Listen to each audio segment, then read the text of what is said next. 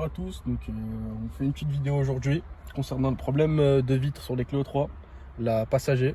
Donc regardez, plus aucune réaction de la vitre, on monte, on descend, plus rien. T'as bien le contact? J'ai bien le contact, ouais. J'ai bien le contact, regardez la fenêtre conducteur, elle descend, elle monte, mais aucune réponse de la vitre passager. Donc sur ce problème là, ça peut être deux choses. Donc premièrement, le fusible vitre passager.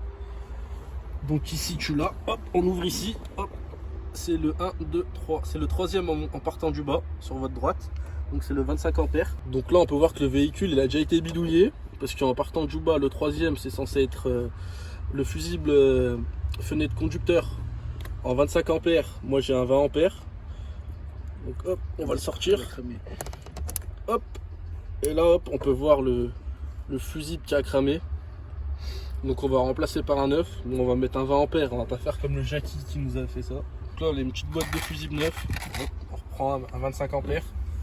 On vient le remettre à sa position, donc en partant du bas, le troisième à droite, hop. Bien couper le contact avant, j'ai failli le faire.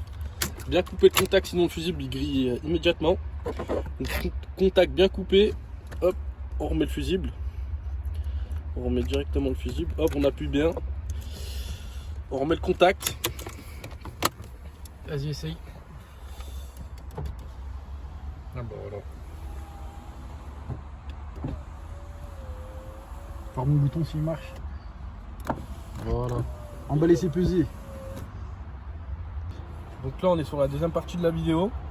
J'ai changé le fusible 25 ampères vitre côté passager, donc on a toujours ma vitre conducteur qui fonctionne et toujours aucune réaction de la droite. Donc Bien le contact. mon souci déjà, premièrement il était bien de mon fusible, mais le deuxième souci c'est le bouton. Donc vous pouvez acheter ça à la casse, ça coûte entre 5 et 10 euros. Vous achetez le bouton complet. Attention à bien prendre avec le bon numéro. Quand vous allez démontrer votre ancien, comme je vais vous montrer, il faut prendre le même numéro là que vous voyez. Hop, moi j'avais un 12, il faut bien un 12 aussi.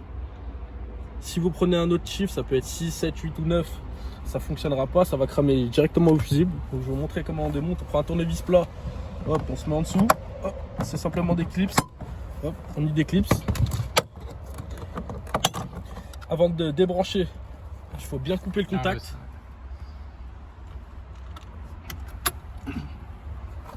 Donc là, avec le tournevis plat, on vient dans l'encoche, hop, on enlève le petit clips, hop, et ça vient directement. Ensuite, moi, j'ai pas acheté le kit complet.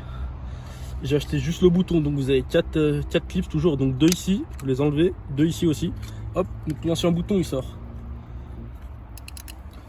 Ensuite, je reprends mon nouveau bouton que j'ai acheté à la casse, j'ai acheté 5 euros celui-là, donc réparation pour peu cher.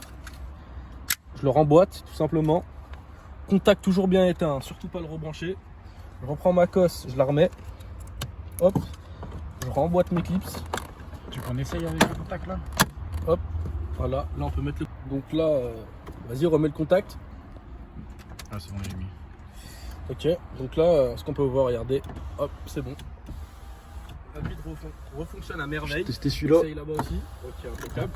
Donc petite astuce aussi, ça se peut qu'aussi les vitres descendent à coup par à coup après rebranchement. Donc ce que vous faites, vous prenez vos deux boutons, vous restez appuyé 10 secondes. Hop. Vous attendez les 10 secondes.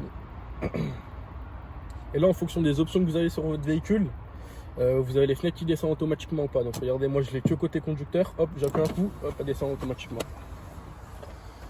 Ok, ça c'est pour réinitialiser que t'as fait les 10 secondes. Ouais. Ok.